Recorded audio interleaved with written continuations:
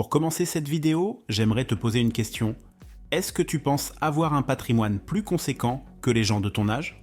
Aujourd'hui, je vais t'aider à répondre à cette question.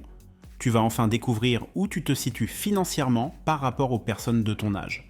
Si nécessaire, ça te permettra de réajuster ta stratégie pour les années à venir. Bienvenue sur la chaîne Fric. Comme mentionné en introduction, aujourd'hui nous allons parler d'économie. On va évaluer le montant du patrimoine idéal que tu devrais avoir en fonction de ton âge. On est nombreux à penser que les nouvelles générations n'auront probablement pas de retraite. Et même si c'était le cas, on ne sait pas combien on recevra, ni à quel âge on pourra commencer à en profiter. Devant toutes ces incertitudes, le mieux est de partir du principe que nous n'aurons rien, et dans ce cas, il faut faire grossir notre patrimoine tout au long de notre vie pour préparer cette période. Les montants que je vais évoquer dans cette vidéo ne sont pas des moyennes, mais des médianes. Cela signifie que pour les chiffres que je vais te donner, 50% des gens se trouveront au-dessus du montant indiqué et 50% en dessous. Avant toute chose, sache que pour calculer ton patrimoine net, il faut additionner la valeur de tous tes actifs, c'est-à-dire la valeur de ta maison si tu es propriétaire, les sommes déposées sur tes comptes bancaires, le montant de ton portefeuille boursier et d'une manière générale tout ce que tu possèdes et qui a une valeur importante.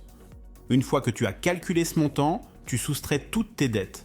Le résultat obtenu sera la valeur nette de ton patrimoine. Enfin, dernière précision, les chiffres sur lesquels je m'appuie, tu peux les retrouver sur le site internet de l'Observatoire des inégalités. On commence avec les Français de moins de 30 ans. Leur patrimoine médian est de 16 000 euros. Alors c'est vrai que ça peut sembler peu, mais finalement c'est assez logique. Avant 30 ans, les salaires sont plutôt faibles, bien souvent on n'a pas encore eu l'occasion d'acheter sa résidence principale, et on a tendance à dépenser tout ce que l'on gagne.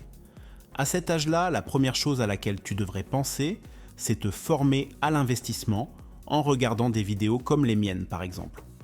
N'hésite pas à regarder les différentes vidéos disponibles sur cette chaîne.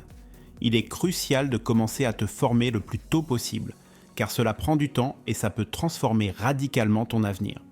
Si tu es en dessous des chiffres que je viens de mentionner, je t'encourage à changer tes habitudes et à adopter cette routine. Dès que tu reçois de l'argent, la première chose à faire est de mettre une petite somme de côté, même si ce n'est que 100 euros. La moitié servira d'épargne de sécurité et sera placée sur un livret, comme le livret d'épargne populaire ou le livret A. L'autre moitié sera investie en bourse sur un ETF World ou un ETF S&P 500. Si tu ne sais pas ce qu'est un ETF, j'ai fait plusieurs vidéos sur le sujet. Pour les personnes âgées de 30 à 39 ans, le patrimoine médian est de 50 000 euros. Une personne avec ce montant peut avoir une combinaison de livret d'épargne, d'assurance vie, d'investissement en actions, etc.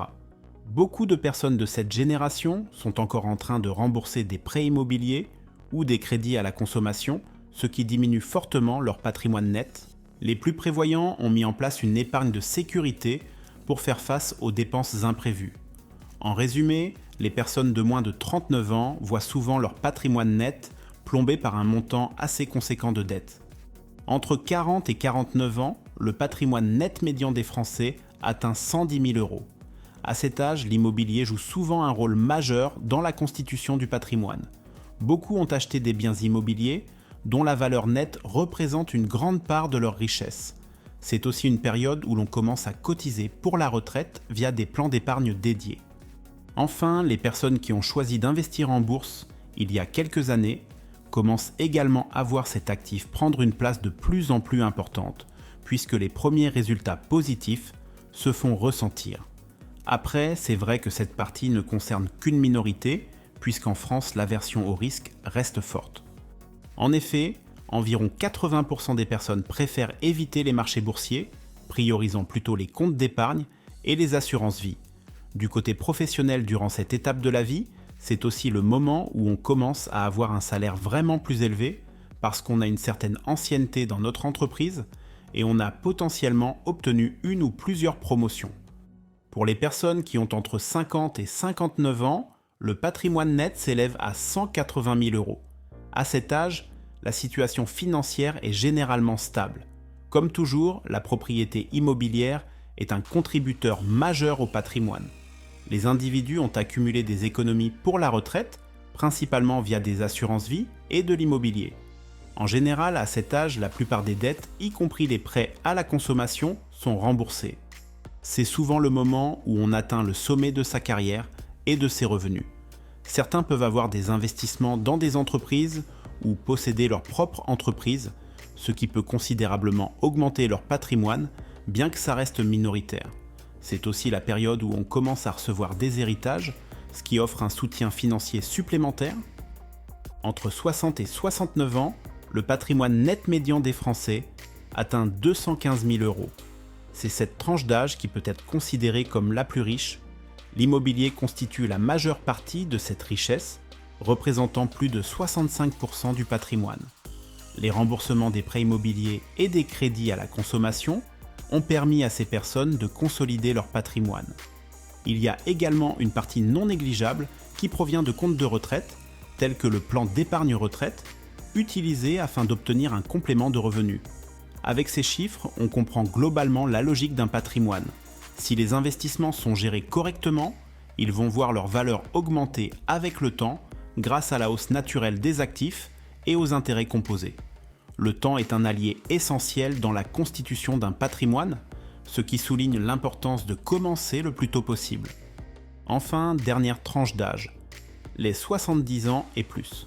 À partir de 70 ans, le patrimoine a tendance à diminuer.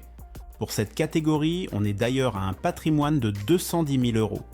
À cet âge, plusieurs facteurs contribuent à ce déclin, notamment l'augmentation des dépenses de santé, mais aussi le fait que nombre de personnes commencent à revendre leurs biens immobiliers pour financer leur retraite. On passe d'une phase d'accumulation de richesses à une phase de consommation. Ceux qui approchent de la fin de leur vie se préoccupent moins d'augmenter leurs actifs et se concentrent davantage sur le plaisir de profiter de la vie. Voilà pour ce tour d'horizon du patrimoine des Français par tranche d'âge. Ça te permet de comprendre comment tu te situes par rapport aux autres. Si tu es en dessous des chiffres que j'ai évoqués, sache qu'il n'y a pas de fatalité et qu'il y a au moins 2 éléments sur lesquels tu peux agir. Le premier élément, c'est la réduction de tes dépenses. Et dans ce cadre, 2 de mes vidéos peuvent t'aider, celle sur la méthode 50-30-20, mais aussi celle qui se nomme « Comment économiser beaucoup d'argent rapidement ».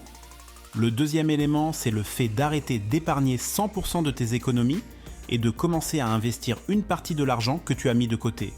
Pour de l'investissement long terme, en règle générale, ça permet d'obtenir un bien meilleur rendement. Par exemple, si tu investis en bourse via des ETF, tu peux espérer obtenir un rendement annuel compris entre 7 et 10% par an en moyenne. Quand on compare ça au rendement actuel du livret A priori, il n'y a pas de débat. Voilà, c'est tout pour aujourd'hui. J'espère que tu as aimé cette vidéo. Si c'est le cas, n'hésite pas à mettre un pouce bleu et à t'abonner à ma chaîne. Ça me permet d'améliorer mon référencement sur YouTube. À bientôt.